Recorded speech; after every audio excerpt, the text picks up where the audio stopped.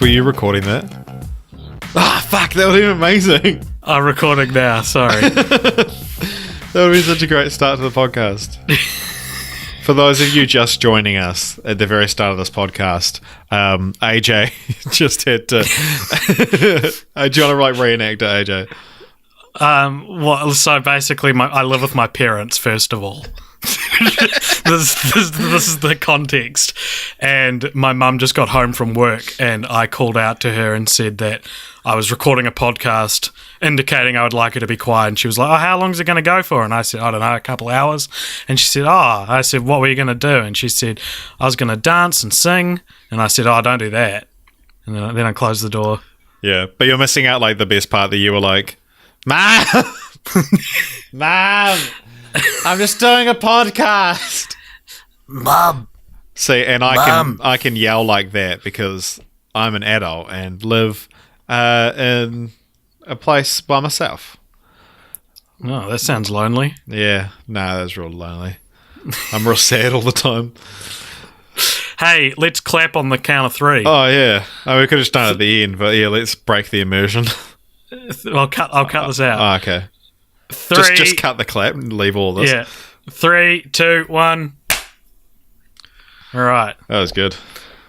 I was like, right. oh, my clap is perfectly synced up, but it's because it's my two audio channels, not mine and yours. Yeah. All hey, right. AJ, let me ask you a question. Yep.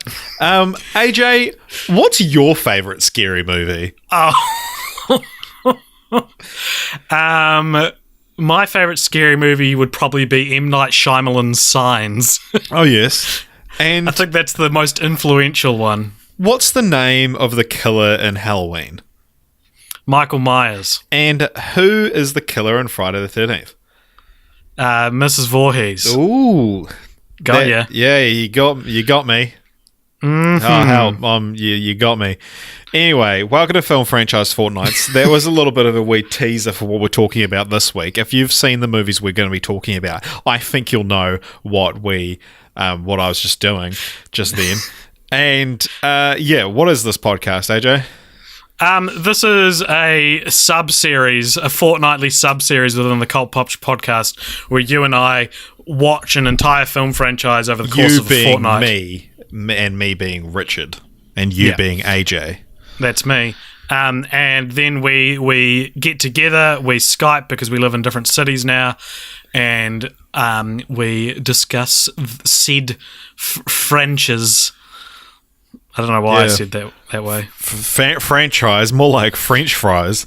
When you're not like a professional comedian, but you still want to make like an entertaining piece of content, you look for the comedy in everything, including how to pronounce words. Yeah, I think we got off to a bad start, and like you mentioned again that we live in different cities, and I'm wondering when will be the first podcast that we don't have to mention that, because the chemistry will be so in sync. But like for instance, talking about our failing chemistry, I just said franchise, more like French fries, and I think I was expecting a bit more of a response to that, like a yes and. Yeah. So let's try that again. Franchise, more like French fries. Film French fries fortnights. Every week we review different not a different company's French fries, but a single French fry. Yeah. At the start of the year, we buy like a packet of McDonald's French fries, and I eat half of it, and we record half of the podcast without AJ having eaten any of the fry, and then I send the rest of the fry down to AJ, and he eats it. Now, AJ has kind of gone the short end of the stick in that he usually gets them a lot colder. Yeah. I mean, although after, the first hour of recording, all of them are cold and are only going to get well, they can't really get colder throughout the year, but they do start to go off. Yeah, no. Do you think people would listen to that podcast? Reviewing a single French fry.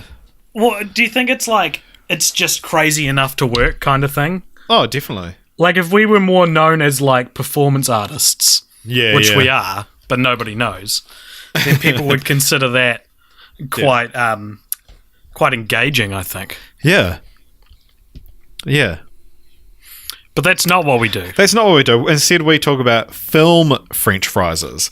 And this way, they're randomly chosen. We don't get to pick these at all, unless it's a week when we decide that we're going to pick one. Well, there's two exceptions. There's if the start of a new year, we get that's like our treat. Yeah. We get to pick the first one we do each year, and and if there is like a tentpole franchise releasing a new movie, sometimes we'll do that, but not always. We only do that once to twice a year, and this has been going for a little over a year and a half now. So no, just under 2 years. Oh, is it? Yeah. This is, I believe, episode either 49 or 50, meaning that we are another 2 episodes short of being 52, which would be fortnightly is 2 years. Okay. That's a film franchise Fortnights, not the Cult Pop podcast. Yeah, exactly. There's lots more Cult Pop podcasts for you to listen to. Which you can check out. What were you just saying? About what? I don't know. What was the thing you just said before? We sometimes pick our own franchises. We also let guests pick them. Oh, that's true. Yeah, but that's not us getting to pick, but it's not random. But like, say if we got like someone from a famous franchise, which is yet to happen. It hasn't happened yet, but we would probably do that franchise. Yeah, unless they're like sick to death of talking about it. Yeah, which I can true. believe. I would understand. I sent a message via Twitter to Matthew Lillard once and asked if he wanted to do the Scooby-Doo films. Did he reply? He was like, I'd much rather do Scream, which I am also in, and which we're talking about this week. That's right. Hey, we finally got here. So we're talking about Screaming. Scream, nice. Yes, and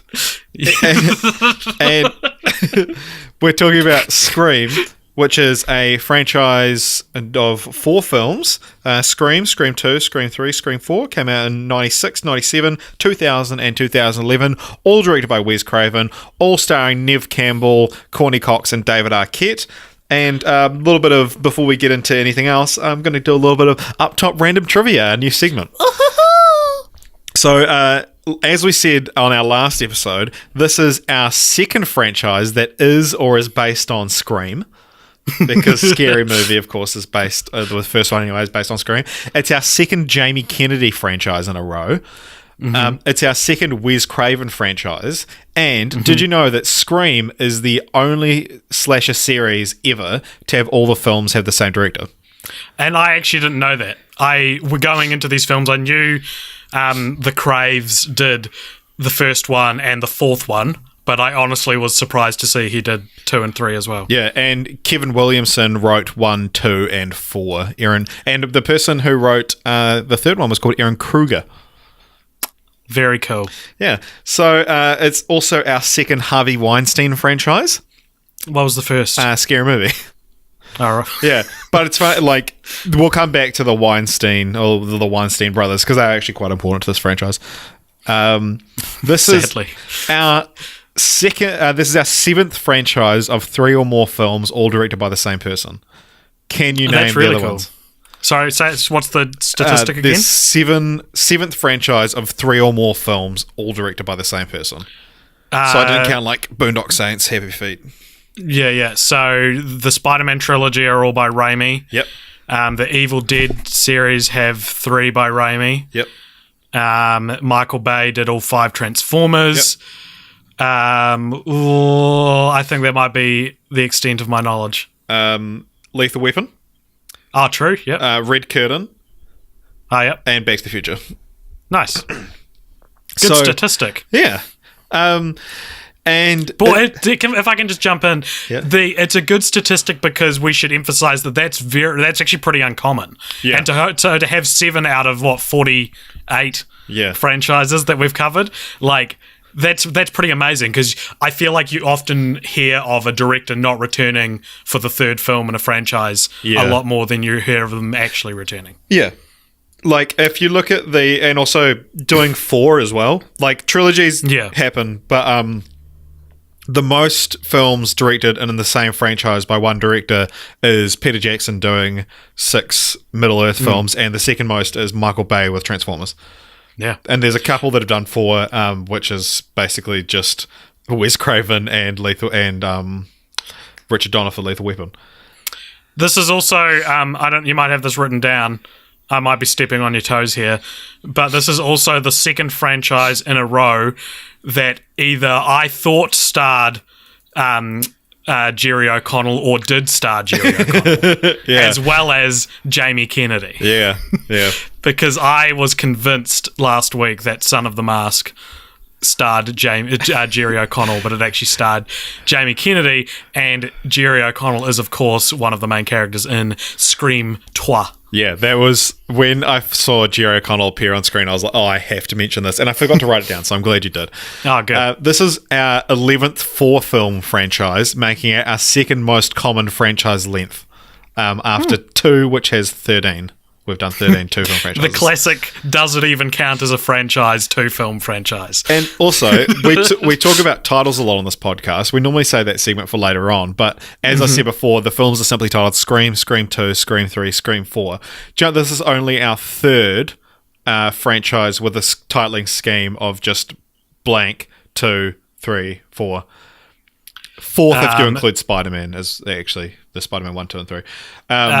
So Lethal Weapon, Back to the Future, would that count? I said Back to the Future and The Hangover also have like tidy ones, but they're not just blank 1, blank 2. Yeah. So it's Lethal Weapon and fuck, I should have written this down, eh? No, we can work it out. How many does it have to be? More than 2. More than 2. I feel like it's a trilogy. Yeah. We're going to figure this out, dude. Yeah, we have to. We have to. I'm typing our SoundCloud link in right as we speak. All right. Okay, quick rundown of all the franchises we've ever covered. It was a scary movie. Oh. I was so ready, man. But yeah, so like 3 of my pieces of trivia also fit scary movie. Yeah.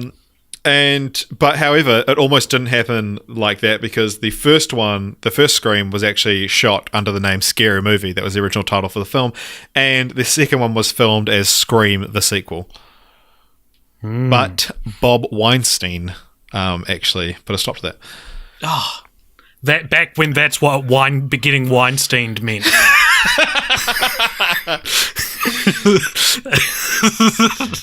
Yes, and would you like to go through what each of the films are about? I would love to. I haven't written anything down, so it'll be a bit disjointed. But I should also say, right up top, if there was ever a film franchise which represented cult popture, it's this one. Yeah. I am baffled. 1, that I've never seen these movies until now, and 2, that no one ever told me. No one was ever like, AJ, have you seen the Scream series? Because you would love it. And so because of that, correct me if I'm wrong, Richard, but I believe we agreed to do a non-spoiler spoiler half and half this episode. Yeah, so not so much. Yeah, sorry, you keep going. Because if you're a fan of cult popture, I actually would highly recommend watching these movies because the way the characters talk in these films, the way they discuss and dissect horror films, feels like it was pulled out of this podcast or a better version of this podcast where we're more succinct and eloquent with our thoughts. And we're all played by Jamie Kennedy. Yeah, all of us. That actually does remind me. Yeah, so.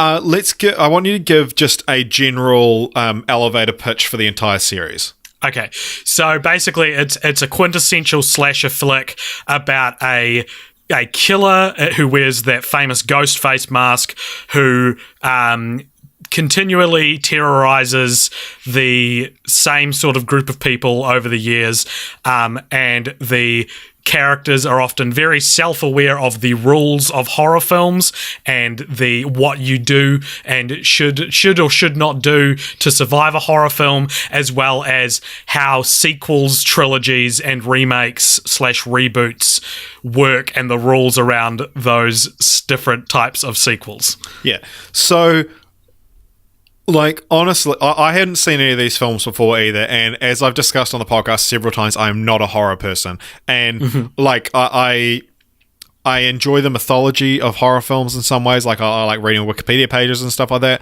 But if you have ever been thinking to yourself, "Oh, I should watch Scream one day," just turn off this podcast and go and watch them, because so this is your warning. If you've ever wanted to watch Scream, or you're at all curious, go and watch it now. If you do not care, if you could not care less, you keep listening, it's fine. But like, if you haven't seen them, you're getting through them, go and watch them now, because honestly, and spoiler alert for when we talk about what we thought of the films, this is honestly probably my favorite franchise we've discussed on this podcast.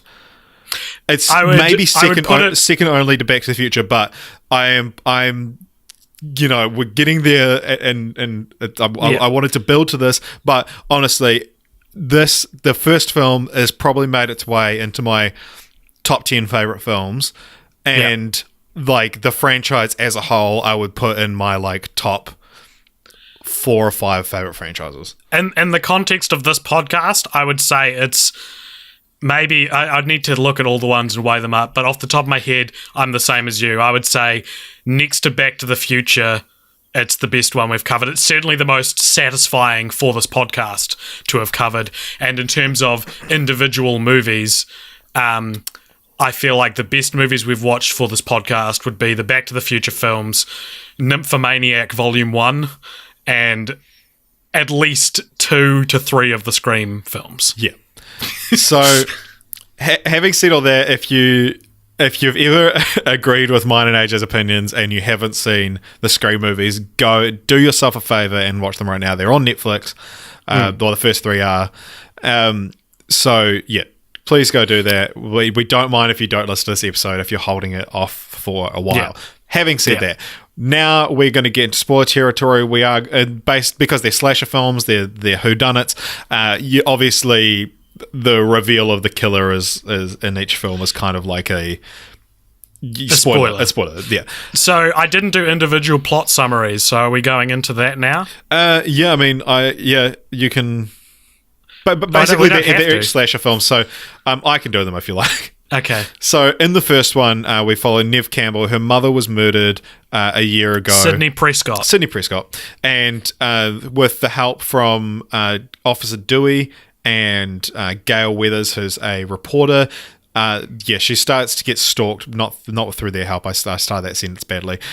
She gets. We're just so flustered because we love this franchise. She gets stalked by a man wearing a person in a ghost face mask, and then basically it takes place in a high school. Friends getting picked off one by one, and I don't know. Like, should I just say who the killer is? Like, or will it just come up naturally later on?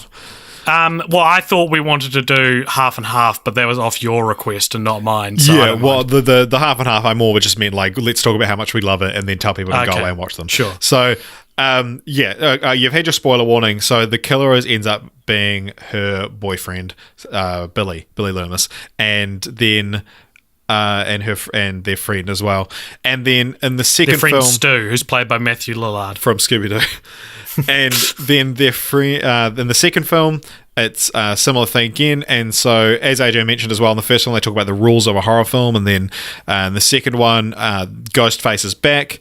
But I thought the killer was dead. Yeah, someone new is donning the mask and now it's stalking Sydney in college, and it ends up at the end, just spoiling the end of it again, it's their new friend from college, played by Timothy Oliphant, and Billy Loomis's mum, who was masquerading as a reporter. And obviously lots happens in that film. And then we're also introduced to the Stab franchise, which is the film within a film, which is based on the events of the first film. So, yeah, effectively, if the films in real life and the first film were in real life, the Stab is the movies that are made about them. And it spawns into this franchise. And so by the time we get to Scream 3, they're now making Stab 3. And it's set in Hollywood, and the actors in Stab 3 are now being haunted by a real Ghostface killer. And not the rapper Ghostface killer. And no. Then the killer at the end is revealed to be Roman, the director of the film, played by Scott Foley, who you might recognise from Scrubs. And he's Sydney's long lost brother, half brother, yeah. And so, basically, there's a whole subplot with Sydney's mum, but we don't need to get into it. And then in Scream 4, it's set 50 or 10 years later, and Sydney's now written a book about being, surviving trauma and stuff like that, and she's back in Woodsboro where the first film took place, and there's a new Ghostface around, and then at the end it's revealed to be her cousin, played by Emma Roberts, and she was jealous of Sydney's fame and sympathy. And it's also so 1, 2, and 4 all reveal it's actually 2 killers at the end.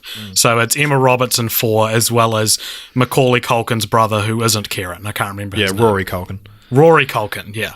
Yeah. So anyway, that's a rundown of like what the films are about. But then you're only here if you've seen the films. Otherwise, I don't know, if you don't mind spoilers. And anyway. There's going to be people who are listening to this who don't give a shit, and we're just like, just get to it. Get to it. Yeah. So AJ. Yeah. What did you think of Scream 1, and what do you think the Rotten Tomatoes score would be? Scream 1 was a pleasant surprise because I thought it was going to be a lot more serious than it was. And it's so meta and it's so funny that the very existence of Scary Movie pisses me off. Yeah. Because I'm like, why did you parody Scream? Yeah. Like, it's like when I'm on a Boat came out and everyone did parodies of it, like I'm on a Goat and stuff.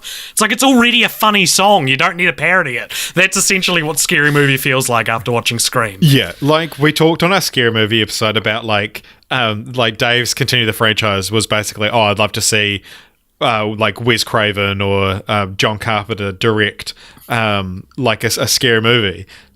But like he already did it, and it was called Scream, and it's the first one parodies.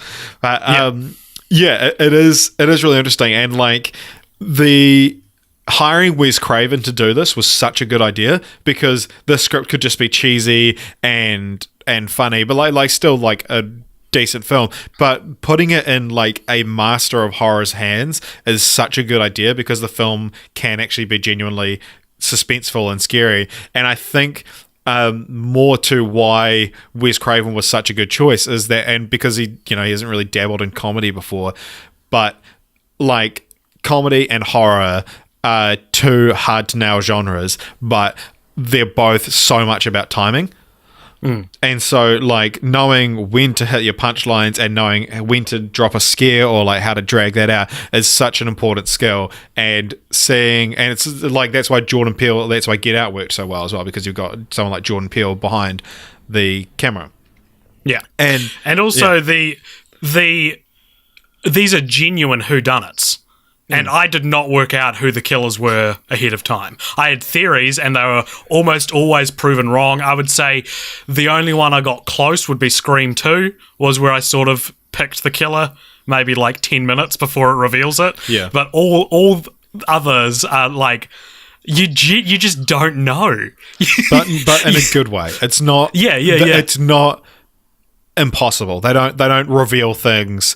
But it'll be things like an attack happens and then a character runs in from off screen and was like, what happened? And your mind immediately goes, oh, well, it was him. Yeah. But it's not. It wasn't. Like it actually does these things very intentionally so that borderline everyone can be a suspect. Yeah, there's no, every killer reveal is like, oh, of course. Yeah. Like, it's... There's a lot of, of course they weren't there then, but they were there then. Oh, that's because there's a second killer and they weren't there. Yeah. And it does that really well. But yeah, so Scream 1, you would say you enjoyed then? I absolutely loved Scream 1. For me, it's a 10 out of 10. Not that I think rating movies is necessary, but... I imagine on Rotten Tomatoes it could actually go either way. I feel like I wouldn't be completely surprised if this had quite a reasonably low score, just because of the nature of what it is. But I'm gonna gamble and say we're in the mid 80s. 79. Wow. Yeah. Okay. It's 79 critics and 79 audience as well. Oh, very good. So Scream 2, what did you think? I was prepared for. We've talked about this on the podcast before. There's a movie called Starship Troopers, which, in a very similar style to Scream, but with sci-fi, is like a brazen parody and satire of cheesy sci-fi movies. And it's a lot more. You can watch Starship Troopers and interpret it as just a cheesy sci-fi, but if you look below the surface, it's clear that they've got like a wink and a smile on while they're doing things. But then its sequels just were cheesy sci-fi movies and didn't understand that the first one was a satire. So with all that in mind, I was prepared for the Scream sequels to all be genuine attempts at slashes and not at all what made the first one special, until I saw Wes Craven's name pop up in the opening credits. I was like, okay, and so Scream 2, I might like it more than Scream 1. I think it doesn't, it's not, I think that I like them both as much as each other. I think they do the same thing so very well. And I love the dissection of sequel in Scream 2. I love that. I actually thought the reveal of the killers was genuinely pretty creative, like a pretty creative way to do it. It's a by the book sequel, but that's kind of the point, and there are still higher stakes. For example, Jamie Kennedy does die in Scream 2. So like you have these characters you'd think have plot armor, and that becomes more of an issue later on in the series. But in the second one, one of the main characters from the first one gets killed about 3/4 of the way through the movie. And so the stakes are actually pretty high. And it's an immensely satisfying sequel. And I love it. Starts, the opening scene is two African-American characters going to see Stab at the cinema. Jada Pinkett and Omar Epps. Yep, and as they're going, they're discussing how African-American characters in horror movies always get killed first and that sort of thing. And then they go into the theatre and everyone's watching Stab, and Heather Graham is playing Drew Barrymore's character from the start of Scream 1. Yeah, actually, we didn't talk about Drew Barrymore in the first one. Yeah. We can get to that a bit later, maybe. But so everyone's dressed up as Ghostface, like just out of the fun of it, and I loved that because it's like, here's how to immediately set the tone for your Scream sequel, is make it so that it's like a pop culture icon now. Yeah, like everyone's dressed up as Ghostface, and so everyone can be Ghostface. And of course, the two characters do get killed in the movie theater, which sparks a conversation in the second film about whether or not horror movies and slasher movies are responsible for inspiring real life crimes, which is a wonderful conversation for Wes Craven to be having with himself. And it's so good, man. It feels very there's a lot of passion in Scream 2 to make it the best movie it could be. Yeah, exactly. And a lot of that is down to Kevin Williamson, who wrote it as well. Like, credit where credit's due kind of thing. But I was reading, apparently there's like a scene in the Scream 2 screenplay that just says Wes Craven will make it scary. They're like, he can write these scenes about, isn't that scary? He's like, Wes Craven's doing it, it'll be scary. And also the thing you said about the pop culture iconness of the Ghostface mask because of the Stab films is that the Ghostface mask, and this will be the first thing we touch on after we do this, but it's justified in every single film. Like the first film, it's just, it makes sense that this is just what these two guys would have picked up and done to be scary, and then it's because it's a pop culture icon and Sydney's haunted by it. When these people are trying to get to her, that's like your immediate in. For a movie where literally six people don the mask, it doesn't feel that repetitive in terms of like, why do all these people have the same goal of killing Sydney? Yeah, there's 7 different killers throughout it, but I think 8 people wear the mask because Sydney dons it at one point. So that's, what would you think that has on Rotten Tomatoes? I would imagine it's lower just because that's what happens with sequels, so I'm going to go maybe mid-70s. Ooh, interesting. It's actually on 81%. Yes! Oh, that makes me so happy. Yeah, I think we've talked about this a lot with Rotten Tomatoes scores, especially, is that anyone will review the first one, but only people who like the first one will review the second one. Yeah. So, like Ace Ventura had a higher one, and that happens a lot. because it's like you the presumption if you're reviewing Scream 2 is that you were already on board with Scream 1. Yeah. So what about Scream 3? Okay, I think, and I feel like I won't be alone in thinking this, Scream 3 is the weakest of the four. I think the idea of Scream 3 is that they talk a lot about the final part of a trilogy in it, and they talk about how often the sequel rules no longer apply because we're in a trilogy now, and the third part of a trilogy always returns to the first one and always changes something you thought you knew, which is why a lot of the third one is about Sydney's mum who dies before the start of the first film.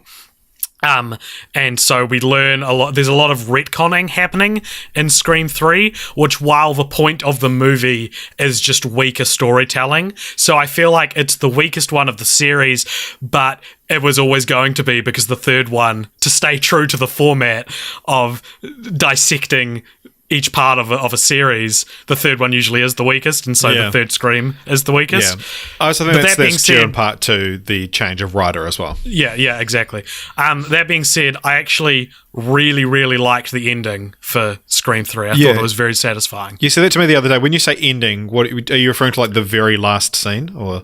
The very last scene's cool. I think the twist of who it is when you find out it's the director, and because what annoyed me was they start to suggest that maybe Billy and Stu didn't kill Sydney's mum, and I was like, but that's the magic of the first one. And what you find out at the end of the third one is that Sydney's half brother was actually furious that their mum took care of Sydney but didn't take care of him, and so he basically is the demon on Billy's shoulder who whispers into his ear and convinces him to kill Sydney's mum. So you're still keeping intact what's precious about the first film and the motivations of the characters, but still genuinely doing these are the true origins of the Scream series. It's funny as well. This only happens in Scream 3, but every film has like a moment where you find out who the killer is, obviously, and in Scream 3's, obviously it becomes a twist that they're actually related, but she's never met that character up until that point. So they're like ripping off the mask and they're like, dun-dun, is only for the audience.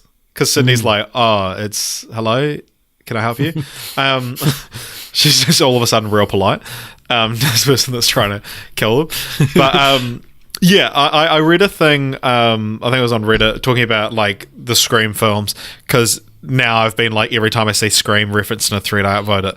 But talking about how Scream is like the perfect deconstruction of horror movies. It's like it's loyal to it while also like it's very tongue-in-cheek. The second one lampoons every like trope of a sequel, and it's like so tongue-in-cheek. And then the third one is the third Scream movie, and it's just like it just wraps up the storylines. But then, I'm of two minds about though. it. I think almost they went over the top with the self-referential stuff in the third one, if anything. Yeah, I agree. Because reading that made me think, it's going to have less of it, because I think I read this a wee while ago. But it actually had too much of it, and it wasn't like as sincere, I thought.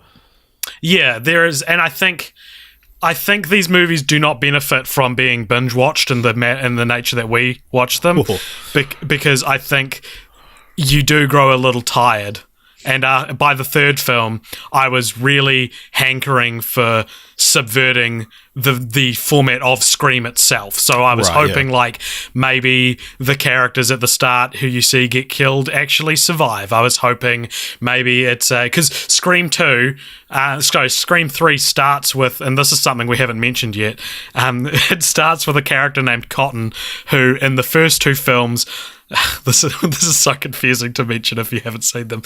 In the first two films, Cotton is the man that Sydney accused of murdering her mother, who by the end of the first film is exonerated because it turns out it was Billy, and is actually quite a big character in the second film, which I loved that he was. It's almost like they planned. Yeah, because there's like a half-second shot of Liev Schreiber in the first film, and you're like, was that Huh. Okay. I want maybe he wasn't famous then, and then he's like a main character in the second one. He's a main character in the second one, and it's one of my favorite things about the second one is they actually delve into his character, and like, felt like his motivations to want to be famous were a bit weak and a bit misguided. But other than that, like I think it's like understandable when you look at how famous Sydney became, and then it's like some of this should be mine.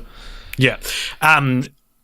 So the third film starts with him, and he gets a call at the start from a woman's voice, and my first thought was like, okay, so we've got a woman Ghostface this time, and I thought that was a really cool idea, and then that's not what happened, and I was like, oh, okay. Yeah, and the he actually dies in that first scene. Yeah, but, in the third film, Ghostface's iconic voice can now be changed into anyone's voice, which does add like a new element to it because there's a lot of like, oh yeah, sure, I'll be right over. What?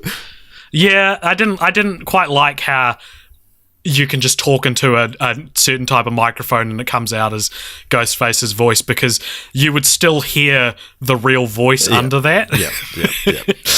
Yeah, like every time people show the voice thing, you can't hear the voice under it. I did pick up on that as well, actually. But also, did you notice that when Cotton gets killed in the opening scene of Scream 3, that he takes his jacket off? And that's because Liev Schreiber had been working out, and he was like, oh, maybe I should take my jacket off in this scene just because he wanted to show off his guns. Great. Yeah, so yeah, like we said, yeah, that's the lowest rated, obviously the lowest rated of the three out of the four, and that's at 36%. That's not fair. It's not a 36% film, but yeah. Anyway, so 11 years later, we had Scream 4. What did you think of that one? I really, really I was very jaded by the time after Scream 3, and so Scream 4, I was like, there's been some time, maybe it's gonna hook me back in, and it starts with like the generic Scream opening of girls getting stalked by Ghostface and murdered, and they're talking about Facebook and like it's very modern, and I was like, it's cool that they are saying, yeah, this is the new order. This is like the modern Scream opening. But I was still like, man, I hope they get away. Like, I hope something unexpected happens. Yeah. I hope they get away. And then they get murdered, and I was like, ugh. And then the title turns up, but it's Stab 6, and it zooms out, and it's Kristen Bell and Anna Paquin watching Stab 6. And I was like, okay, this is kind of interesting. And then Anna Paquin and Kristen Bell have this conversation about how like horror movies are so predictable, and then Kristen Bell stabs Anna Paquin, and I was like, what the hell is this? And then it zooms out, and it's Stab 7, and I was like, this is great. This is so great. Like, it totally got me in every way that it intended to. Yeah. And then the two girls who are then watching Stab 7 discuss how if the start of Stab 6 is if the start of Stab 6 is the start of Stab 7, then how does Stab 6 exist within the world of Stab 7? And I was like, this is delicious. This is like everything that I would write into the script. And then to fault the movie, it does then kill off those two girls when Ghostface turns up again. But it rides the unexpected train pretty far. And like, yeah. Part of me wished it had zoomed out of Stab 8 with the girls, just because for it to subvert expectations twice and then just be the general start to a Scream movie. Like, I don't know, maybe there's... What do you think? I think there's an interesting idea in those characters beating Ghostface at the start of a Scream movie, yeah, and then take it in a different direction from there, just to say, hey, look, these... Because one thing they point out a lot in Scream 4 is how they tackle the dumb blonde stereotype quite a lot, or the dumb girl stereotype from horror movies. And so the girl characters, and in fact all the Scream movies, the female characters are actually like really well written, and I feel like it's Sidney weird, they actually Prescott feel like people, which is real odd for a horror movie. I feel like Sidney Prescott should be up there with like Ellen Ripley and oh, definitely, yeah, she's as like a final girl. Yeah, she's great. Yeah, no, she's amazing. So beyond that, though, you did say, what do you think? And then you just keep going. Yep. But I kind of disagree, and I like the idea that it's like a rule that every Scream film starts with like 2 deaths. Yep. And yeah, like we'll come back to it now, but yeah, so the first Scream film opens with Drew Barrymore Yeah, but like she's making popcorn, she gets these calls like, "Hello, Casey, what's your favorite scary movie?" and all this stuff. And she kind of entertains it for a while. And so at the time, Drew Barrymore was a huge star, and this was one of those, oh my god, Drew Barrymore gets killed off in the first scene kind of thing. It was like talking point of the town in 1996. And honestly, the first 12 minutes of Scream is like one of the best movie scenes I've ever seen. And it's like almost probably one of my like favorite movie lines ever, just for like the absolute like the impact of it. Is so she's on the phone to Ghostface. She hasn't like seen she doesn't even know what's going on really. It's just this weird guy calling her, and she's like kind of being a little bit flirtatious, but he keeps on asking what her name is. And then she's like, "Why do you keep asking my name?" And he says, "Because I want to know who I'm looking at." And that's such a fucking good line. It's very good. Yeah, like just the like, and there's like a music cue, and that's like the film's not a horror movie until that point, and that line is just like so. Oh my god, that was like because I was doing some other work. I put on Scream and I was doing some other work, and I think it was like that line. I was like, holy fuck. And I just like sat down and watched this movie. And I'll come back to this later, but you talked about the binge watching. But yeah, I'll come back to it later on. But we don't I don't often watch these movies like for this podcast very quickly, but I'll get back to that. So to continue with my thoughts on Scream 4, beyond that really fun, interesting opening sequence, it certainly hits the mark a lot more than Scream 3 did. The characters are all like back, and they're all like as good as they could be. And it has some really, basically, if Scream 1 is a dissection of horror movies, Scream 2 is a dissection of horror movie sequels, Scream 3 is a dissection of the third part of a trilogy, Scream 4 kind of bucks the trend by being a subversion of, or a dissection of remakes, even though it isn't a remake itself.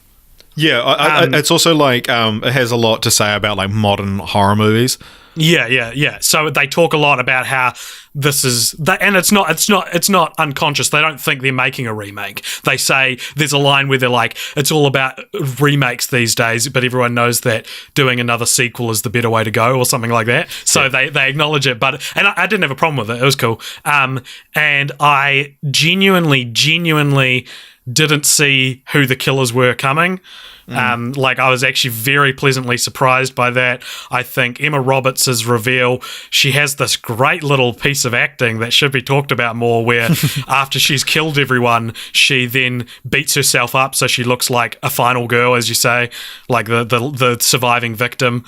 And it's really well done. I mean, it was probably a stunt double and not her actually doing it, but like she like runs into a mirror and then like headbutts it. She like jumps and falls backwards onto a glass coffee table and that sort of thing. And she was a good villain in the end. And she's Sydney's cousin, so her motivation was her whole family had always been talking about Sydney her whole life, and she wanted to be as famous and have that glory. And so overall, I would say Scream 4, if I was to rank them, I'd go Scream 3, Scream 4, then Scream 1 and 2 are equal for me. Right, so Scream 3 is your favourite? No, sorry, other way around. Oh, AJ, you got to bloody clarify that. Yeah, apologies. Well, so that's what the films are about. So we talked a couple times about the rule, like they talk about the rules of horror movies, and that's not like a... There are actually hard and fast rules stated in each film. And so I'll go over those now. I can maybe have a wee chat about them because I did write them all down. So in the first one, we are told you cannot survive. You won't survive if you have sex. You won't survive if you drink or do drugs. And you won't survive if you say, "I'll be right back." And at one point, the killer does also say that you shouldn't say hello or who's there. Mm-hmm. Cool. So, I mean, some of those rules are broken. Sydney and Billy have sex. Yeah, but then Billy dies. Yeah, true. That's a good way of looking at it. And a lot of people that drink and have drugs, and Stu also says, "I'll be right back" a couple of times, and he dies. So Scream 2, the body count, in a sequel this is, the body count is always bigger, the death scenes are much more elaborate, with more blood and gore, and if you want your films to become a successful franchise, never ever And then he's Is that cut it? off before he says the whole thing. But if you watch the original teaser trailer, the third rule originally was never, ever, under any circumstances, assume the killer is dead. But in the film, we don't hear the end of the third rule. It'd be cool if in the teaser trailer it was like never ever show a main character dying in the teaser trailer or something. And then it's just Randy's death. So, and then Scream 3. So Scream 3. So Randy says the rules in the first two. In the first one, this is Jamie Kennedy's character. In the first one, he's like at a party and he's like stands up and he's like, "Okay, everybody, listen to me." And it's like, no one would do that at a party. Like you would be laughed out of there. But because they're all sitting around watching a horror movie and people are like, "Oh, what's she doing?" And anyway, and then the second one, they basically, because in the second one they work out like someone's trying to do a sequel.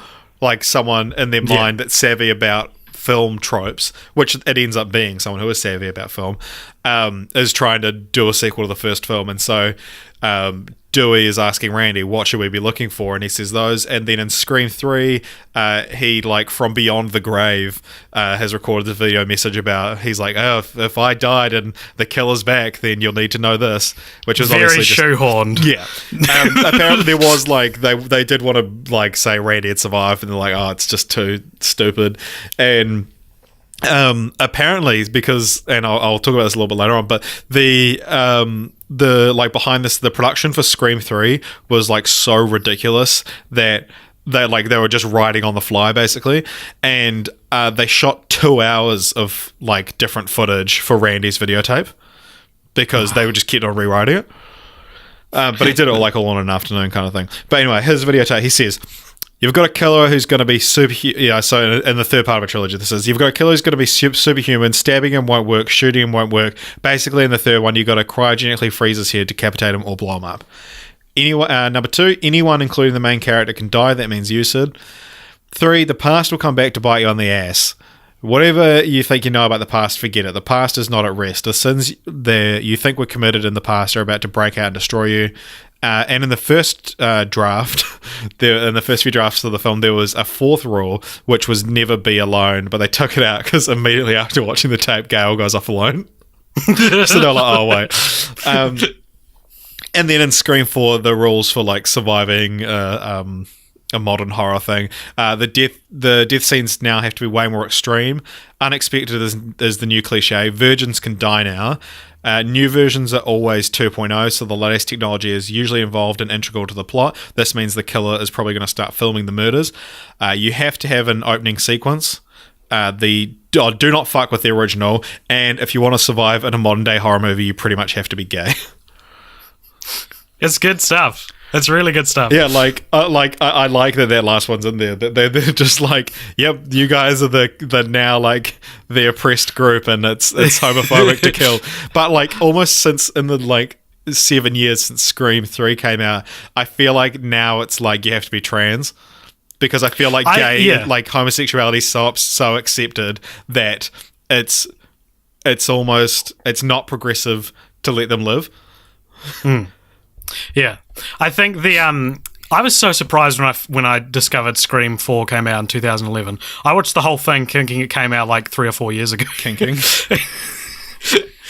No, that's really good stuff, man. Thank you for writing that down. That's really awesome. Yeah, because that's sort of the kind of stuff that we're like fully into it. Yeah, exactly. I mean, we've kind of had those conversations ourselves in the Freddy vs. Jason episode. We talked about how you can't have sex in a horror movie, and how it's committing cardinal sins and stuff like that. So it's these movies. I was like, in the first one, before is it Rose McGowan? Yeah, isn't it? Before she gets killed by Ghostface, she's talking to him in the garage, and she thinks he's just someone dressed up as Ghostface, because that's what a couple of kids have been doing. And she's like, "Oh, is this the part where I beg for my life?" And then she's like, "Please don't kill me, Mr. Ghost. I want to be in the sequel." And it's like, I've heard that before. I've seen that clip before, but it is such that was my I want to know who I'm looking at moment in Scream, where I was like, that's such a good line. Yeah. Yeah, and also that when she's like, "Oh, please don't kill me, Mr. Ghostface," that's the only time in the entire series he's referred to as Ghostface. Oh, really? Yeah. I thought I heard it somewhere else. Do you know that for sure? No. I feel like they Maybe they. that's the, Oh no, actually no. Yeah, you're right. That might be pre-Scream 4, that statistic. Okay. But I think maybe that's the only time the actual killer, because they talk about when the stab films are big, by the time they get to the fourth one, there's like 8 stab films. And, because, they're on the phone. seven, Like, 7, not 8. are you sure? I feel like... Oh, anyway. No, that Stab 7 is the latest one. Right. Because they talk about like, oh, he's trying to do Ghostface, because someone calls them and it's actually Ghostface. Yeah. But I think they don't refer to the actual killer as Ghostface. Maybe. I don't know. Who cares? Okay. Maybe it's wrong. Maybe IMDb was wrong. Do you know something I really liked about the Scream 4 was that, so they, as you just said, there are unconfirmed whether there are 7 or 8 stab movies. It's not relevant, but I like how in the film, in Scream 4, they have a stabathon every year where they watch all stab films back to back, and you see it for a brief scene, and they put on Stab, and it comes up with like directed by Robert Rodriguez, which is hilarious. Well, it's interesting you point that out, because I was going to say that Robert Rodriguez actually did direct the Stab films. Oh, okay. Yeah. He actually he directed the scenes for Scream 2, the stab ones, and that was like the saying directed by Robert Rodriguez was like the finally paying him his dues kind of thing, because he did it uncredited in Scream 2. So, but what I was going to say though is that the fact that the movie you see them watching at the Stabathon is the same one you saw at the start of Scream 2. Like, I know that sounds obvious, but I really appreciated just that nod to continuity, because like a weaker film would have just remade a scene from Stab that was completely different. And so, I don't know if you probably would have picked up on this. Oh, you would have picked up because they actually mentioned it on screen. But in the first one, they're like talking about, so when they make a movie of all this, who would you want to play you? And then Dewey says, I see you as kind of a young Meg Ryan. She goes, with my luck, it would be Tori Spelling. Guess who plays Sydney in Stab? It's Tori Spelling. And apparently, she was a good sport about it, and just kind of. And Luke Wilson plays Billy. It's so funny, man. Yeah. And David Schwimmer is in the film. Yeah, they talk about you got David Schwimmer, yeah. And then, but for the third one, they're like, they talk about, I can see why David Schwimmer and Tori Spelling didn't come back. Because they needed to have a new cast. Yeah. Yeah, that was because I think I messaged you. I was like, dude, you're going to love the continuity for these films. Yeah, I did. I really did. Yeah. But talking about trivia, this across this whole franchise, there is 565 trivia entries on the IMDb pages for these films, and I'm going to read every single one of them out. No, I'm not. But anyway, the first piece of trivia that I looked up, I don't know sorry, I just hit the table. I don't know if you were as curious about this as I was, or maybe it's common knowledge, but the ghost face mask created for the film or not? I don't know. I know that ghost face mask was a big part of my childhood because a bunch of people had it. Yeah, because of when we grew up. We grew up on the, it could be either way. It was Scream. By the time we were aware of things like that, Scream was already enough of a cultural phenomenon. But, the ghost face mask predates the films. So Interesting. It was released in, 1990. And so the script by a company called Funhouse, but the script just says a masked killer. So there was they didn't know what they were going to do kind of thing. And then they were scouting a house for a filming location, and it was either Wes Craven or the production designer. He originally said it was him, but then he was like, I misremembered, it wasn't me, it was her. Saw the ghost face mask on the wall and were like, fuck, that's it, that's what we have to use.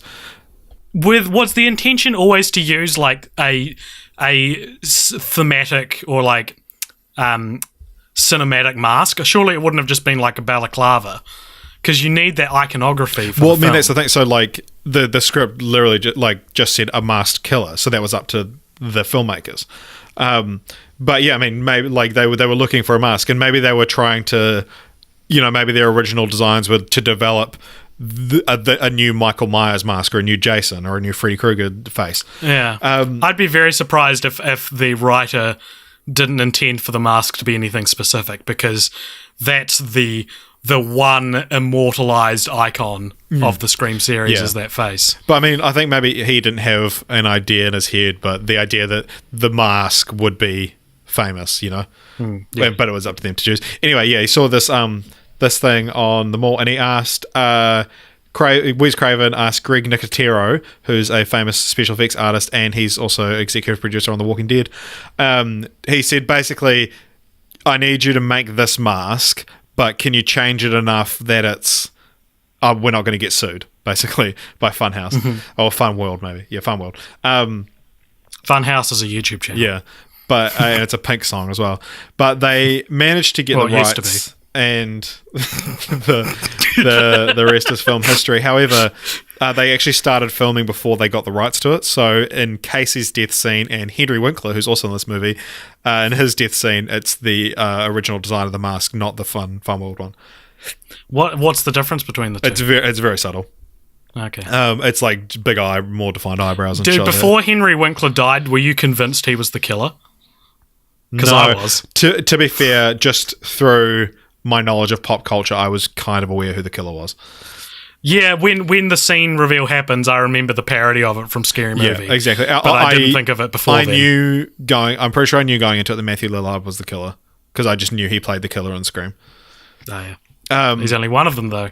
Yeah. But then he also has the title bomb.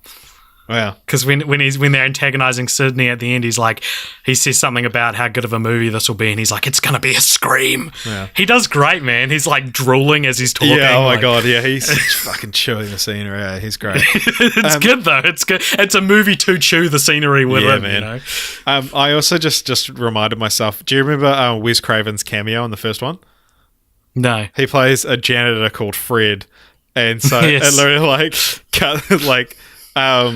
it's when Henry Winkler's like, I think it's that scene when he's like in the office and he's getting spooked, and he like looks out and there's this janitor wearing like a fedora and Freddy Krueger's jersey, like a Freddy Krueger hat and a Freddy Krueger jersey, and he's like, ah! And it's Wes Craven, and that's like his cameo as he's basically playing, and the janitor's name is Fred, and he's just playing Freddy Krueger. And apparently that was one of those things where it's like someone thought of it and he's like, oh fuck, I have to do this. And then like his because he also cameos in the second and third one, and then he like asked on Twitter what should my cameo be in the fourth one, but apparently the scene was cut. So okay. But yeah, I mentioned the kind of turmoil behind the scenes of these films. So like Scream 2 actually had its entire script leaked online. Really? Yeah, and so it revealed the identity of the killers, and it was originally going to be Derek, Hallie, her City's roommate, Cotton, and Mrs. Loomis, or like in different versions of it or something like that. But so they like basically had to rewrite on the fly. They were like printed on grey pages, so you like couldn't copy them or anything like that. And no one was allowed to see the finished film until like a day before it came out, to like hide the identity of the killer kind of thing. But so there was like, they complained about in Scream 3, the Stab 3 actors talk about, like getting rewrites on the day, and that's like a reference to Scream 2. But this is great. It's like I'm still gaining more from these films, from this trivia. But then apparently the same thing happened again on Scream 3. Like they were doing rewrites on the day, really? And like, you know, the screenwriter had to like stay up at night writing scenes for the next day kind of shit. So that's why, and Wes like hated doing that, so he was like, I'll only do Scream 4 if you have a completed script and it's as good as the first one. So it was. It wasn't, but it was nearly there. Yeah, but like, it was good enough. And but yeah, no, I respect that he was able to do that kind of thing. But apparently, in 2017, Kevin Williams had said, the draft that got leaked was a fake, and he wrote a bunch of different ones, including one where Dewey was the killer.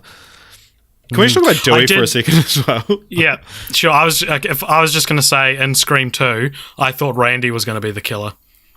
I thought because of, so that's Jamie Kennedy's character.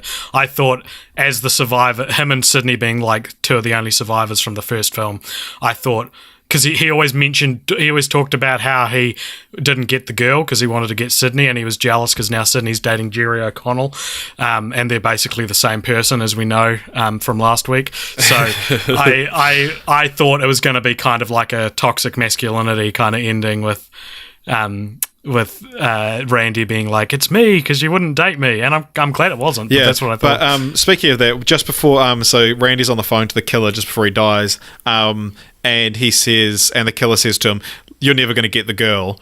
And who's the only main character that heard him say that the nerds never get the girl? It's the guy who ends up being the killer. Cool. Because they're in a film class and they're talking about like all these different film tropes and stuff like that. And he says, "Oh, and the nerds never get the girl." And the guy who ends up being the killer is the only person that hears that. But there is a scene in that, and that there is a line in that scene as well that I wonder if it pissed you off as much as it did me. But they're talking about sequels being better or worse. And one of the guys says, "Oh, Aliens is classic." He's like, "Get away from her, you bitch!" And Jamie Kennedy's like, "Actually, I believe it's stay away from her, you bitch." But like the guy was right. Jamie Kennedy's wrong. But is it? I thought I remembered it being the other way around. Nah, the "Get away from her, you bitch" is the right line. And Okay. but apparently that guy fucked up his line, and Jamie Kennedy just like ad-libbed being like, "Actually," and like swapped the line around. But like, why would you not just do another take? You're making your movie expert hero look like an idiot. I mean, maybe in the Scream universe it's different. Yeah. But yeah, let's do it, because it's one of those, like, this has happened so much with like The Simpsons and like it was like this with Scary Movie, but like just how little, like, everyone, like Officer Doofy from Scary Movie. If you've seen the Scary Movie films, you'll like, or the first one, you'll know Officer Doofy, and it's like, it is not a very out there parody of Dewey, and especially in the first one. Like, he is a real, like, he's like a little kid and kind of like he has his little mustache and he's like, "Look at me, I'm an officer of the law, ma'am. I'm actually 25 years old." I think Dewey next to like a name like Junior is the most juvenile name you can have. Yeah. But like, I loved Dewey though. And Yeah, he just he's good. gets stabbed in like every film. Yeah, that's what I was saying. But like way like 20 minutes ago when I was talking about plot armor being a problem as the series went on. Yeah. Like, they make such a big deal in the third film about how anyone can die, and then all three of the like heroes. Yeah, which is very survive. rare for a horror film that it has like the same leads. Yeah. All Courtney Cox, Neve Campbell, and David Arquette all survive in all four movies. Yeah, despite all taking at least one stabbing at some point. But yeah, what was I going to say? Yeah, so David Arquette and Courtney Cox, as the listeners out there might know, were married.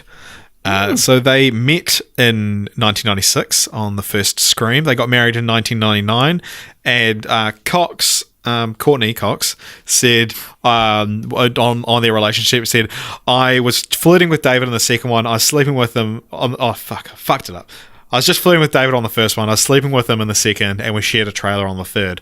And if you look closely, you'll actually notice that they're a bit more tanned in the third film because they've just been honeymooning in the Bahamas. That's great. But as with all good things, their marriage came to an end when they filed for separation in 2010, a year before Scream 4, where they're playing a married couple. And they actually... I did wonder Yeah. about that. They divorced in 2012. Apparently there was a bit of tension on set, but they both remained professional and respectful of each other.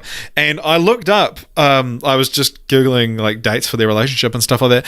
But yeah, it sounds like it ended pretty badly. So Oh, really? It was like, "Oh, Courtney hasn't had sex with me in like ages," and Courtney Cox said David wanted sex too much, and they filed for separation in 2010, and then he like started sleeping with someone else while they were still technically married. So yeah, that kind of ruined my image of innocent little Dewey a little bit. But yeah, no, I found that really interesting, and the fact that celebrities are just like, he wanted to fuck too much, and it was like, she wouldn't fuck enough. It wasn't. It's not as bad as Michael C. Hall marrying the girl who plays his sister in Dexter, and then they divorced in real life, and then in the show it revealed that they were only they weren't actually related, and so then they got together in the show. Oh my God. So it was like they're playing brother and sister. They get married in real life. It's revealed in the show that they're not actually related, or maybe it was always. I think you always knew that actually. And then they divorce in real life, and then they get together in the show. That's the worst case of personal life and character interactions I've ever heard of. And Lost. What's his name? Plays Ben. Michael Emerson. Yeah, Michael Emerson. His wife plays his mum, who dies giving birth to him. But yeah, I was going to say. Sorry, I just got a bunch of messages at the same time because I took my phone off. Now I'm fucking getting bloody. Rowan's trying to talk to us. Yeah, I'd turn my phone off low power mode so that it would stay on, and my phone only receives emails when it's not on low power mode. So I just got a bunch of them because I'm real cool and popular. Anyway, that's strange. One of them's from an anonymous source saying, "What's your favorite scary movie?" Do you think Scream 5 would start with two guys doing a podcast about Scream and then getting murdered?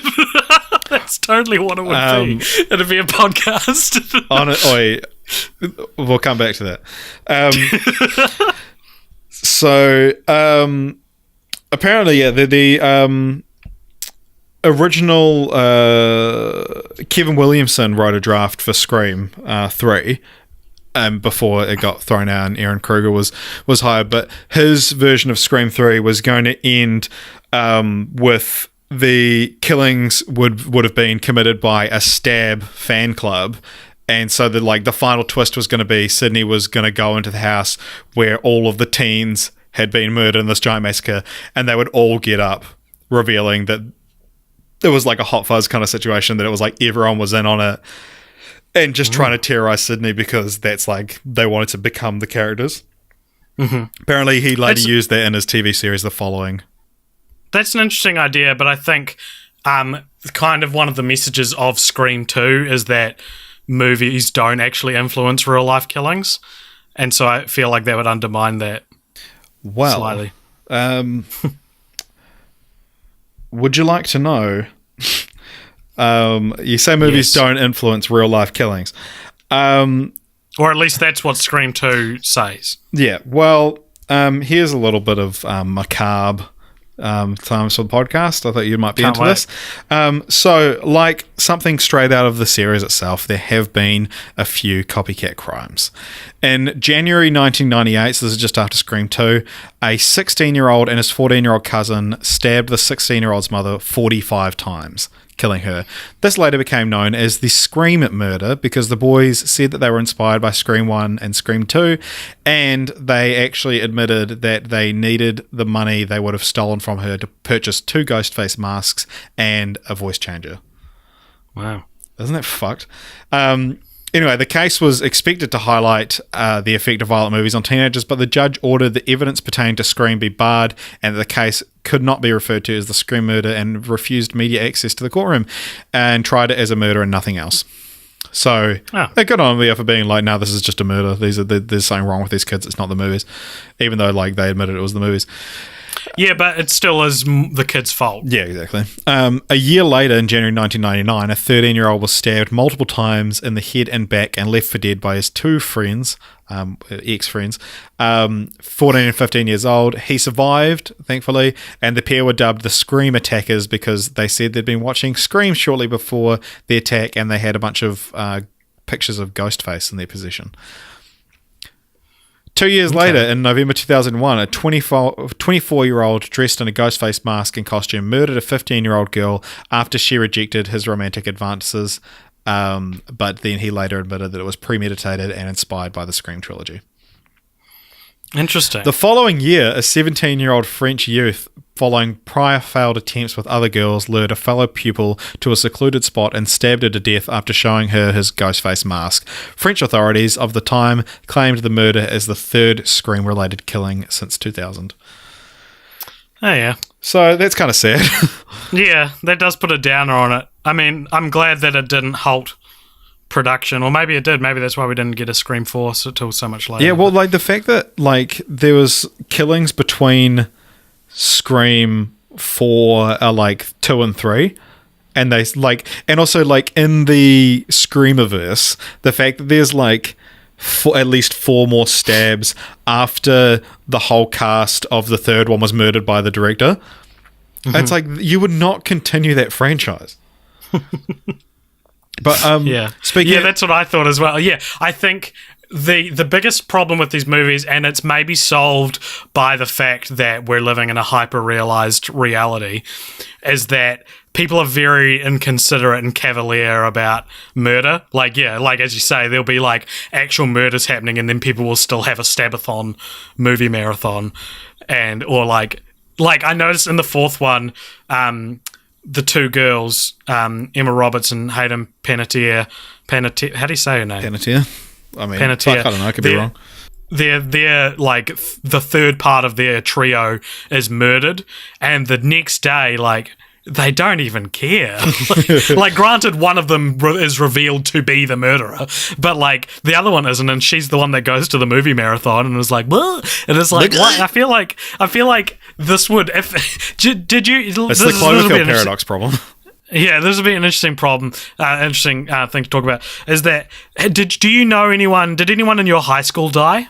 Yes.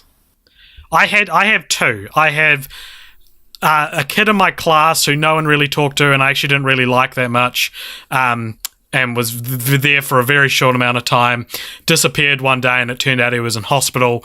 I don't know what he died of, but he died a few weeks later, and that was because there was no emotional connection. It was just kind of like everyone being like, that's pretty sad.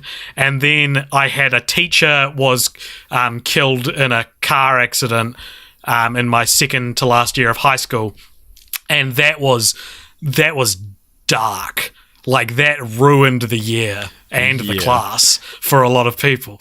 And so I can imagine having your best friend be murdered in front of you. You probably wouldn't go to a like happy-go-lucky, go to like a stab movie marathon the next day. Yeah. Like, the one at my school, I feel bad saying it because it is actually like quite grisly. Maybe you can just like mute this so that I'm just telling you. But a girl the year above me was actually like raped and murdered and had her body dumped in the Waimakariri River, and it was by her like best friend's uncle. Damn. Yeah. And so that was real fucked up. And that was like again, like you said, it like put a whole damper on the year. And I mean, like, they had like a memorial. I don't think I met her. I ended up I started dating a girl who, unbeknownst to me at the time, was actually like one of her really tight sort of group of 3 or 4 friends. But yeah, and that was like obviously like it affected her a lot. And anyway, that it's not something you like joke about. Like, or if anyone's like okay with it, like, they're considered a horrible person. yeah, and so it was odd that because the rest, like, I mean, especially the first one, like, there's a real heaviness to the murders happening, you know, and like the school is under lockdown, and like there are some insensitive people, but they're depicted as such. They're not just not thinking of it. Yeah, they're like deliberately being like, "Oh, look at me, I'm making fun of the dead people." Yeah. But yeah, actually, like, speaking of real world violence and stuff like that, there was an original like reveal for Scream 3 was that Matthew Lillard's Stu was going to have survived the first film and be the killer, orchestrating a bunch of murders in a high school from prison. But they, after Columbine, they didn't want to do more like high school murders, and so that's why the third one takes place in Hollywood. Yeah. No, that's a wise decision. Yeah. I also think that's a weaker story than the one we got. Yeah. So, what would you guess the body count is? Oh, geez, I don't know. Maybe like 8 to 10 characters per film. Yeah. At least main characters. First film is 8, second is 10, third is 10, fourth is 15. So it's 43, and that includes Maureen Prescott, who never actually dies on screen. But now, I want to talk about continuing the franchise. No! So, as was said, and I kind of wanted to, I've been teasing this a little bit, but there is already a continuation of the franchise. There was a TV series on MTV simply called Scream. Have you heard of it, or do you know anything about it? I knew it existed. I knew it came out at the same time as another show called Scream Queens, which, judging by a bit of general reception sleuthing I did, I think Scream Queens was considered the better of the two shows. However, Scream Queens I think is cancelled now, whereas the Scream show has still got another season coming out, I think. Well, there is a TV series simply titled Scream. Consists of 2 seasons and a Halloween special over 24 one-hour-long episodes, which in the last fortnight I watched all of. No way! Yeah. So this is how much I fucking love this franchise. Honestly, I was like, so like I said, we never like. I never watched these films in what like would be the most sensible amount of time. Like The Mask, it was only 2 films, and I watched one of them at like midnight the night before recording because it was like the only time I could sort of. But like, so this was my week. This was how I watched the Scream films because I was like so flabbergasted with how into this franchise I was. So last Sunday I watched Scream, and then the next day I watched Scream 2. The day after that I watched Scream 3. The day after that I watched Scream 4. Thursday I watched 8 episodes of the Scream TV series. Friday I watched 14 episodes of it. Saturday I watched the Halloween special. On Sunday I watched Scream again, the first one, and then on Monday I watched Scary Movie. God, man, you're making me look bad. And so for a bit more like up top random trivia, now that I've revealed I've done this. What a reveal as well. That's better than any of the twists in the movies. Since I watched the TV series, I watched an extra 984 minutes of this franchise, making it the second longest franchise for me behind Freddy vs. Jason, which is still another 418 minutes longer. Oh my gosh. But yeah, so to talk about, I'll tell you a little bit about the TV series. Please. So it's it aired on MTV in the States, and but it's like a Netflix exclusive in New Zealand. So it features a different mask and a different voice as like the kind of main thing that you need to know. So it's kind of like, if you look at the mask, when you first see it, you'll think that looks really silly. It kind of, a lot of people said it looks like a sex doll, because it's like a porcelain mask, and it's got an almost like inquisitive look about it, like it's one eyebrow raised more than the other, and it's got a wide open mouth. Are you just googling now? But it's still white. Yeah. And also the voice sounds similar, but it's not Kevin L. Jackson, I believe his name is. No, Roger L. Jackson, who voices Ghostface in the films, and he's actually the voice of Mojo Jojo as well. I'm looking at it now. Immediately, I feel like, and as indicated by the mask in the TV series, I feel like it takes itself a bit more seriously. Well, okay, so I haven't written anything down about this, but like, so the TV series, the things it sort of has in common is it like starts with like the death of like a red-headed popular girl at school by a killer with a white mask. And then a group of friends who are like, who are savvy in genre tropes are then stalked by a killer. And so there's this guy who's like the Randy of it, is played by this guy. He's the guy that Lady Bird's boyfriend gets caught kissing in Lady Bird. But he is like, it's uncannily a young Topher Grace. Okay. Like, they have the exact same voice to the point where it's distracting. But yeah, so basically the main character is this girl called Emma, and are you going to tell me spoilers? Because I might watch it. No, well, just sort of the like the premise of it, because it does have like, but so it is like fun and like they talk about genre tropes, but basically like there was this famous murderer called Brandon James who wore this white mask, and he's like of Lakewood. He's like the Lakewood murderer, and it and then someone starts killing people wearing that mask again. It's like, oh, Brandon James is back, but they actually justify the mask as well.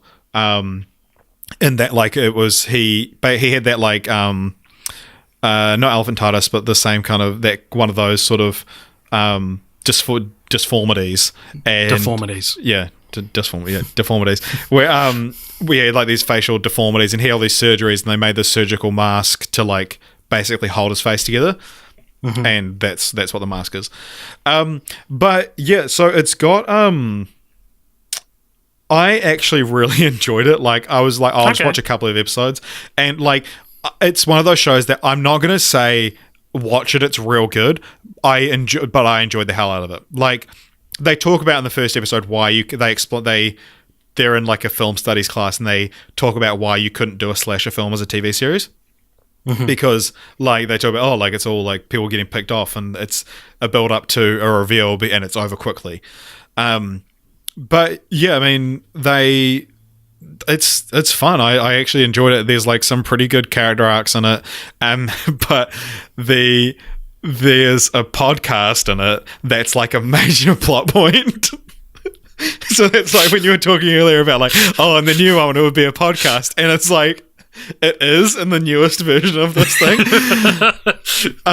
That's great. Yeah, like I'd honestly, for our listeners, I had no idea what the show was about. This is the first I've heard of any of that. And yeah, because I didn't tell you at all. There's so many times throughout the week when I want to be like, fuck, this guy stuns like Topher Grace. But then I'm like, no, I want to reveal on the podcast that I've watched the entire TV series. I don't want to be like, oh, I'm checking it out. It's all right.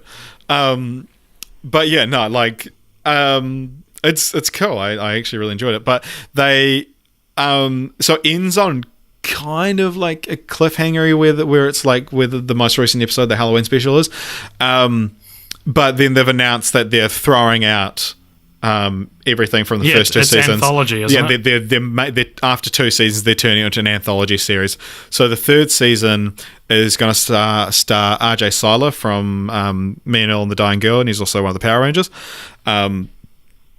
Which is good because like the cast of the third season they've announced is mostly African American, and in the first episode of season 2, I think you see a black person in the background of a police station, and that's it. It's all just like white people not telling each other things, and so like it does get kind of frustrating. Like this happened a lot in Broadchurch. I watched that show, and you get characters that are like, "Nah, I've got a secret. I can't go to the cops because I've got the secret." And it's like, whatever it is, it's not worse than murdering people. So just fucking admit it. Like, so there's a lot of that kind of like, "Oh, I can't tell them this." But when it's like, if it gets people think you murdered someone, just tell them whatever it is. Yeah. But yeah, in the first season, there is an Asian character. But they don't make it to the end of the season. And then in the second character, they introduce a Latina.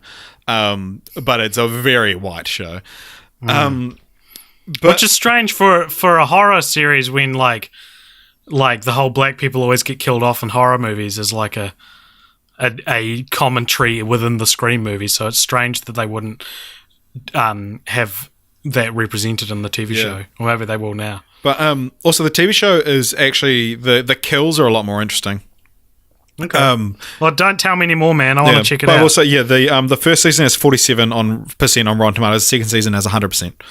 Wow, it's the highest rated thing in the Scream franchise. But the show overall has 73%. Check it out. It's not. I'm not gonna sit here and advocate and say it's the best thing. I was just really fucking in the mood for some Scream. And then I feel like I had to like get back into the proper Ghostface mask and watch the first Scream again, so I did that. But in the third season when they're rebooting it, Roger Jackson is going to come back and voice Ghostface, and the original mask is going to appear. Interesting.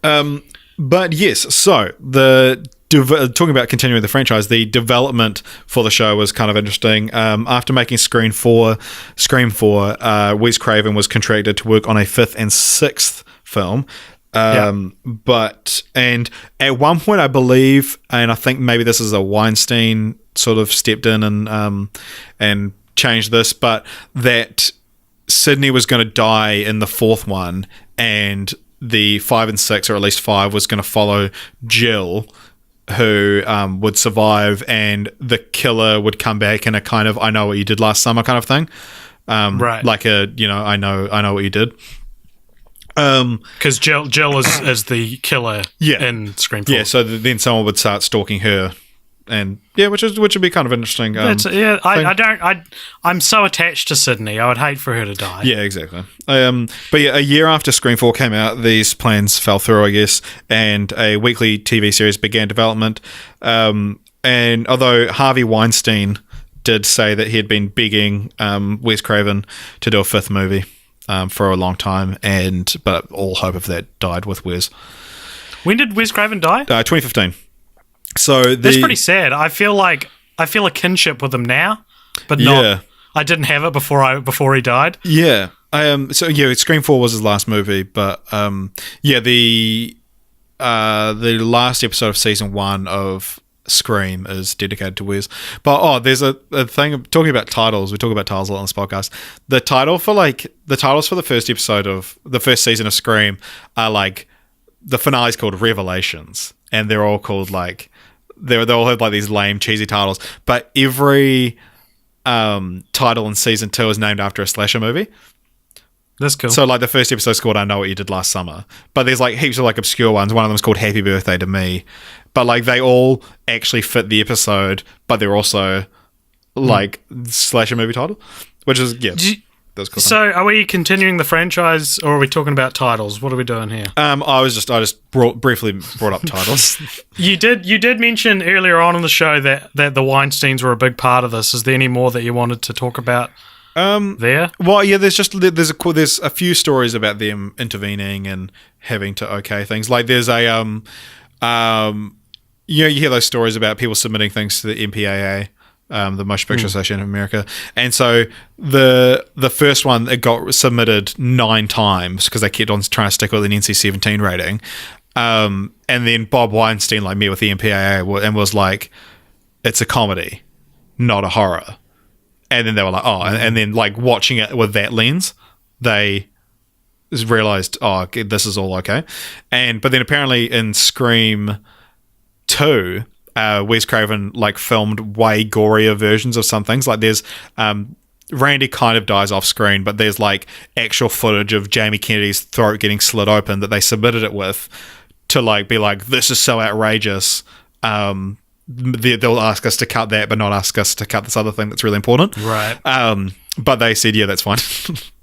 they said all of it was fine, but they cut it out for different reasons anyway. Okay. So the problem that I've got with continue the franchise for this series is that it's already been continued in the exact way I would have wanted it to. So anything I suggest, I'm just having a prerequisite now. I don't think these would be good ideas. Yeah. This is just the ideas that I came up with. You know what I mean? Mm-hmm. So I really only have one idea. I think I had some more, but I can't remember them now.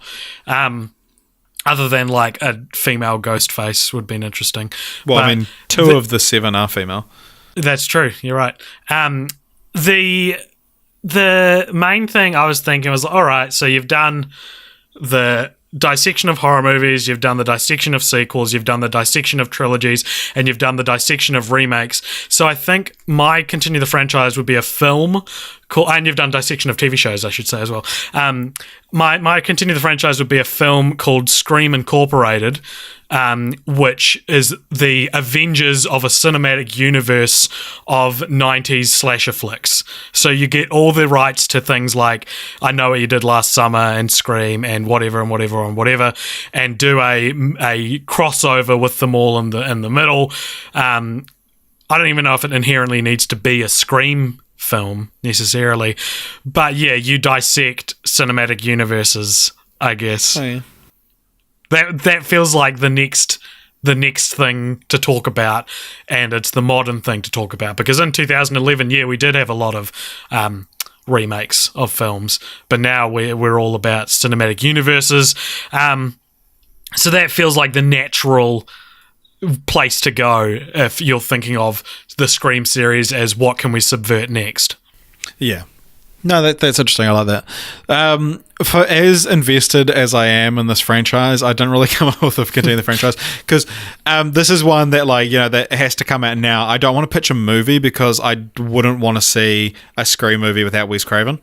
I agree. Yeah. So, yeah, I mean, I would like to see another, like the next season of the TV series, which apparently is like filmed and ready to go, but they're just like not sure if they're even going to release it. Really? Because the ratings for season 2 were real bad, and I thought you said they were real good. Yeah, but I mean, the show was real good. I really liked it, but I think it was one of those things. You said it was 100% though. Oh yeah, the ratings as in like the viewership on MTV. Oh, okay. Because it's like a teen drama, and the first one was on at 8:00 at night on like a Friday night, and then season 2 was on at 1 a.m. on a Tuesday or something like that, and so it's like no one's gonna be fucking watching that, so of course the ratings are shit. And also, it's hard to gain viewers for a show people didn't really even realize existed, and you're losing people that were actually invested in the story to begin with. So yeah, it was filmed end of last year, and by all accounts, this is just ready to go, but they're just sitting on it. So I mean, I guess my continue the franchise is to just release that. But yeah, I did talk about I mean, you could do Starship, if you guess Starship Troopers is the Scream of that, but to do other genre breakdowns by the king of that genre. Yeah. If Ridley Scott did a sci-fi. Yeah. Yeah, that's a cool idea. What would you call it? If Ridley Scott made a sci-fi that was just called Space. Yeah. And it was yeah. Or to do, and again, it was just my continue the franchise for scary movie, but do it seriously again, do a proper thing. And can I just say as well, watching Scary Movie again now that I've seen Scream is so fucking funny. There are so many scenes in Scary Movie that are just verbatim a scene from Scream. Yeah. The first time we meet the boyfriend, the dialogue is unchanged between Scream and Scary Movie. Yeah, man, it's great. And also the fact that in Scary Movie, the main character's name is Cindy. So when everyone's like, Cindy! It sounds like Sydney. And she's called this through 4 films, and it's a joke. Yeah. I picked up on that. I did think Sydney was Drew Barrymore's character, though, before I started watching. The main joke I remember this far on from Scary Movie was when he's like, "Do you know where I am, Cindy?" And she's like, "You're behind the couch." Yeah. Nah, fuck, it's a good movie, man. Yeah, anyway, I guess we're kind of wrapping up now, but fuck, man. Scream is fucking good. Holy shit. The fact that I got so into the TV show. But can I just say as well? So, is anybody else? I just think it's funny how. So I was watching the Scream TV series, and so as I mentioned earlier, I've got this place. I live with my girlfriend, but it's I've got the place to myself quite a lot. When she's at work, we get it. You have a girlfriend. I was, because I had 2 days off, and that's why I had so much time to watch the TV series. But we've got an alarm at this house, and I don't know, they didn't tell us how to use it. They were just there's a arm and disarm it, but they didn't tell us the code you need to disarm it. That's kind of irrelevant to the story, but it needed to be activated, or the power went out for a second, and then so it needed to be reactivated or something like that. So this guy comes round to just be hey, alarm, it was activated, are you all good, whatever. But he knocked on the fucking window of the lounge, not the front door.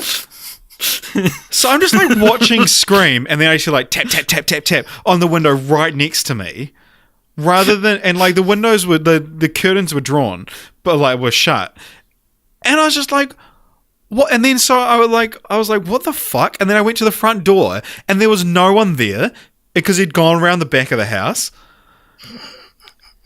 And I was like, what kind of fucking psychopath does this? And maybe he knew, man. Maybe he knew you were watching Scream, and he was like, "Oh, this is my chance to play a joke on Richard." The fuck knocks on a window to like? Oh my god, I could not believe it. And then he came in. He was just like, you know, obviously English was his second language, and he was like, alarm. And I was like, oh yeah, we got an alarm. And he's like, activate. And I was like, what, do you need to activate it? And he was like, oh yeah, it's all good. And I was like, what did you come here to do? He was like, alarm, and you were like, oh, sorry, I don't speak that language. I remember the morning after, I think I might have told the story on the podcast before, the morning after I first saw The Ring, I had to get up early to go to, I think I was going to the local video game store was having like this amazing sale, so we wanted to line up. And I woke up at like 6 a.m. and turned my bedside light on, and it went bzzz, and turned out and like broke. But my initial reaction, I was like 11 at the time. My initial reaction was just like, oh, that's so stupid that this would happen now of all times. Like in your head, you're just like, this is just lazy writing. Yeah, of course, exactly. This is happening just after I saw the Ring. Yeah. That was when I was a little kid. I don't really get scared by horror movies anymore. But when I was a little kid, I had some really, really hard times with movies like The Grudge. But what got me through a lot of like dark nights was realizing how statistically unlikely it would be for the monster from The Grudge to come get me because I'm scared of it. Like, what a coincidence. Yeah. Like, of all the people in the world, that it would come after the person who's like worried that they're gonna come after. Yeah, no, that's a good way to look at it. Yeah, it's interesting. Like, I actually think I got more spooked by the Brandon James mask, even though it like kind of looks a bit sillier after watching Scream the series than I did watching the movies. But yeah, like I said before, like I'm not a horror person. I've even said it on this particular episode of the podcast. But yeah, like I don't watch horror movies, but at the same time, I was like, Scream was one of those movies that like I always kind of wanted to see, but I was also kind of scared to see. Because I remember people in high school being like, oh, Drew Barrymore gets hung up by her guts and her intestines are hanging out. And I was like, that image just stuck with me. But then it's like real quick in the movie and you barely even see it. But yeah, it's like I get more scared by the idea of being scared. Like fear scares me more than anything. Like I am afraid to watch horror movies because I'm worried that they'll scare me, but then watching them, they're fine. Having said that, I still don't want to watch them like at night alone in a house. Like I still would get spooked. But yeah. Well, man, as a great man once said, and hopefully this will make you feel better about fear, the only thing we have to fear is ferrets. Those things are scary, man. Like they're like not quite a weasel, but they'll bite your fingers, have no doubt. I am weasel. Uh-oh. Could you hear the cops? Yeah. There's been a murder. Cool, man. Well, that's good. This is good stuff. I feel like this was a very welcome chapter in our podcast. Yeah, man. And I'm glad I could share it with you. If this wasn't Scream, I was going to announce this as my last episode of the franchise. Yeah. Because of the franchise. Hate you. You mean the podcast? Yep. This is my last episode of the franchise. Yeah, it was a very invigorating. Like I said, it got to the point where I'm just like, fuck, I don't want to watch the movies. And they're just, I mean, having said that, we're probably gonna get some dumb fucking stupid franchise next. Do you have the list up in front of you? I don't. Oh, I can get it up. All right. Okay. You've got a computer in front of you, though, don't you? Yeah. Do you want me to find it? Do you want to do the random number? You have the app. Yeah, but if you just Google random number. No, but you need to hear it because I might be lying. Okay, all right. Let's random. I actually just updated the random number app because it's had an update ready to go for like 2 years. All right. 91. Did you? I feel like we've had 91 before. Yeah, I feel like Scream was 91. 91 is Road Trip. 2 plus Euro Trip. They're 2 road trip movies. Apparently. Let's look at... Is Euro Trip even in the same series? Oh no, we wrote it. Do you want to do All the right. one next to Road Trip on the list? No. Which would be way better. What is it? I'm not going to tell you. The sequel. Road Trip Beer Pong Yeah, that's is a it. direct-to-video sequel entitled Beer Pong. It was released on August 11th, 2009. The only original cast of crew, DJ Qualls and Rhoda Griffiths appear. No mention of Euro Trip, though. Oh, I don't know. Dude, you're the one It's that wrote directed that by on Todd there. Phillips. Oh, huh. Well, let me look up Euro Trip and see if there's any connection. Have you seen Euro Trip? Yeah, man. I used to have it on my iPod.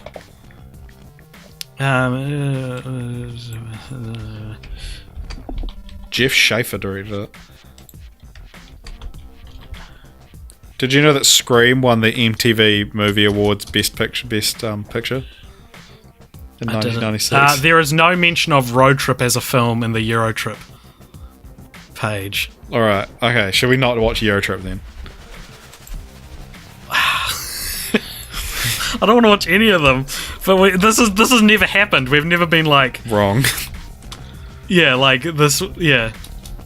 All right. Well, anyway, this is boring content. Are we watching or we're not watching? I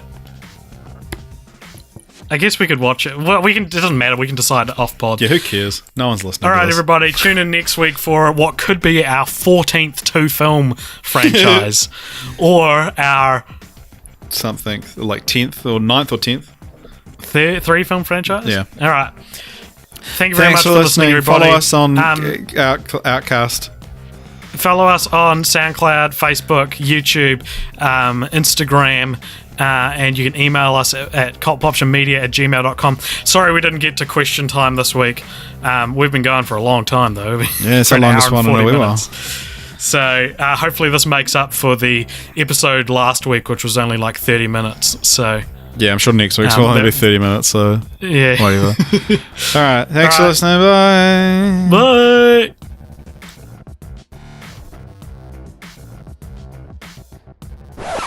Yep, that's me.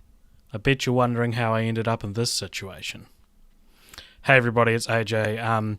Richard and I were speaking about the fact that we got Road Trip and Euro Trip earlier today, and being that it's not actually a franchise by all accounts, I looked it up and all I could find is that you can buy a DVD on Amazon that has all 3 films in one package, but they're not an official trilogy, I guess.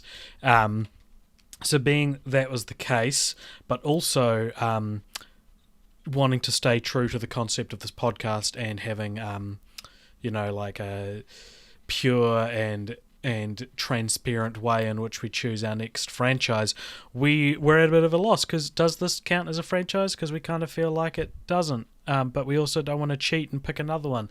So this will be uploaded New Zealand time around midnight, so like 12 a.m. on Friday the 1st of June.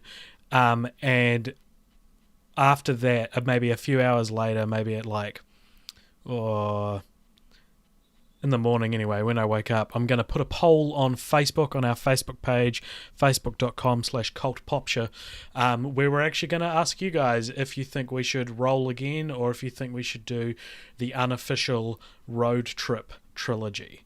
So please go along to that and vote for that, because we don't know what to do, but we don't want to be in control of our destiny. We don't want to choose whether or not we